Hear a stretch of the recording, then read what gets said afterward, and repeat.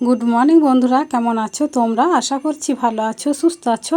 চুমকি Hazra blog চ্যানেলে তোমাদের সবাইকে স্বাগত। আর আমিও ভালো আছি। চা খেয়ে আলু ভাজতে এলাম। তো প্রথমে এই কাজটা করে রাখলে খুব ভালো হয়, তাহলে কাজগুলো বেশ আরামসে টুকটুক করে করা হয়। একটু বেলা হয়ে গেলেও কোনো ক্ষতি নেই। আর কাঁচা লঙ্কা অনেকগুলো এনে রেখে দিয়েছিলাম, দেখো পেকে গেছে। তো পেকে গেলে তবুও খাওয়া হয়, কিন্তু শুকিয়ে গেলে তা খাওয়া হয় না, সেই ফেলে দিতে হয়। আর এখন সবজি জিনিসের এত দাম হয়েছে, প্রচুর দাম হয়েছে। তো সেই জন্য বেশি বেশি করে কোনো জিনিসই আমি কিনি না, কেননা আমাদের গ্রামেতেই সব কিছু পাওয়া যায়, হাত বাড়ালেই আর কি পাওয়া যায়, টাকা থাকলেই হবে। তো সেই জন্য অল্প অল্প করে যেটা প্রয়োজন, যতটুকু প্রয়োজন ততটুকুই আমি কিনি। তো বেশি বেশি কখনো হয়ে গেলে আমি দেখেছি পচে যায় না, শুকিয়ে যায়, যে ফেলে দিতে হয়। সেই জন্য বেশি বেশি কোনো জিনিসই কিনতে চাই না। তো আলু ভাজা হয়ে গিয়েছিলো, দিয়ে এই যে বাসনগুলো সব ধুলাম, এখন এই যে গুছিয়ে জায়গা মতো রেখে দিচ্ছি। আবার বোতলে জলগুলো ভরে নিয়েছিলাম। সজলধারা কলে জলটা সকাল সকাল দিয়ে দিয়েছে, তাই আলু ভাজার পরই জলগুলো ভরে নিলাম আগে। কেননা ওই জলে তো কোনো গ্যারান্টি নেই, এই আছে এই নেই, কোনো টাইমও এখনও হয়নি কো। তো সেই জন্য সকালবেলায় উঠেই দেখি খালি বোতলগুলো সব গড়াগড়ি যাচ্ছে। ছিপি এক জায়গায়, বোতল এক জায়গায়, এমন ছড়িয়ে ছিটিয়ে পড়ে থাকে। আমার ছেলেরা তো জল খাবে বোতলে, ছিপি এক জায়গায় ফেলে রাখবে, বোতল এক জায়গায় ফেলে রাখবে। এই করে করে অনেক বোতলে ছিপি হারিয়েও গেছে। তো এখন ঘর মুছে নিচ্ছি, তো ওই পিঁড়েটা মুছছে, এখন এই ঘর দুটো মুছতে এলাম। তো আমাদের মেয়েদের তো প্রত্যেক দিন এই একই কাজ করতেই হবে। তো সকাল থেকে আর কি শুরু হয় একটার পর একটা কাজ। কারো বেশি বেশি থাকে, আবার কারো একটু কম থাকে, এই হয়। তো আমার কাজটা একটু কমই বটে, কেননা আমাদের বাড়িতে ছাগল গরু এসব কিছু নেই। তো এই ঘরদোর পরিষ্কার করা, রান্না, খাওয়া, গুছানো, এইসব করতে করতেই তো সারা দিন কেটে যায়। তাই মাঝে মাঝে ভাবি, যদি বাড়িতে ছাগল গরু থাকতো, বেশি বেশি কাজ থাকতো, তাহলে মনে হয় আমাকে আর খুঁজে পাওয়াই যেত না। এই কাজ নিয়েই তো সারা সারা দিন কীভাবে যে কেটে যায় বুঝতেও পারি না। তো স্নান করা হলো, দিয়ে এখন ঠাকুরগুলো পরিষ্কার করলাম। খুব ধুলো টুলো হয়েছিল আর কি, তো কেমন লাগে না বলো? তো সেই জন্য পরিষ্কার করে দিলাম।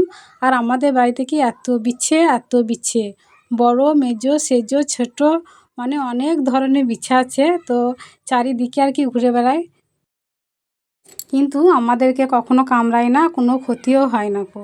তো মারিও না, ফেলি দিয়ে বেশিরভাগ ক্ষেত্রে।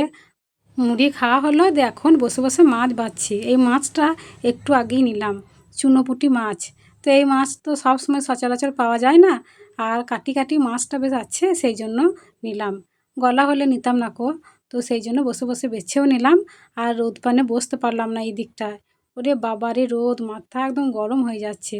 তো সেই জন্য ছায়ায় বসে বসে মাছগুলো বাছলাম। আর মাছটা বাছতে আমার অনেকটা টাইম লাগলো।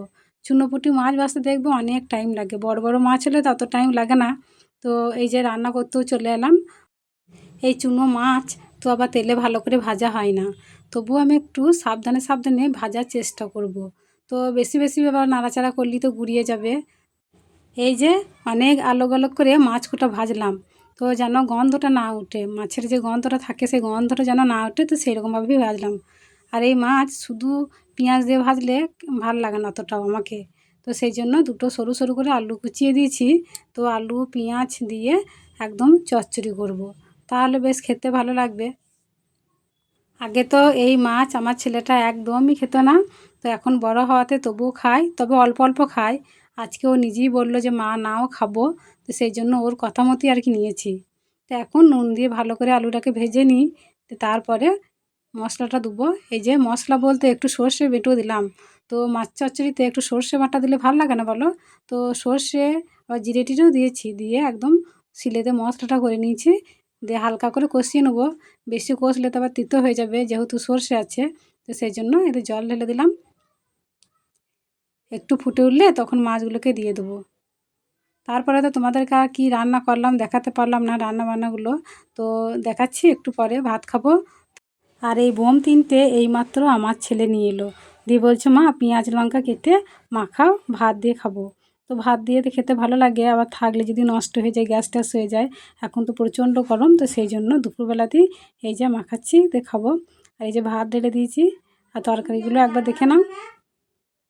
কুমড়ো শাক, মাছ চচ্চড়ি, আলু সেদ্ধ, মাছের টক, আর এই যে বোম মাখাচ্ছি। তো এই দিয়ে আর কি খাবো। এই বোম খেয়ে উড়ে যাব না তো বন্ধুরা? মাছ আজ নিয়েছিলাম ঠিকই, আমার ছেলেটা খায়নি, কেননা চুনোপুঁটি মাছ তো তেতো হয়, তো সেই জন্য খায়নি কো। আর রাত্রে আমাদের খাওয়া দাওয়া হয়ে গেল, খাওয়ার পরে একটু বেড়ে গেছে, সেই জন্য এখন গরম করে রেখে দিচ্ছি যদি কাল খাওয়া হয়। তো বন্ধুরা, আজকের ভিডিওটা এই পর্যন্তই, দেখা হচ্ছে আগামী পর্বে। সবাই সুস্থ থাকো, ভালো থাকো, গুড নাইট।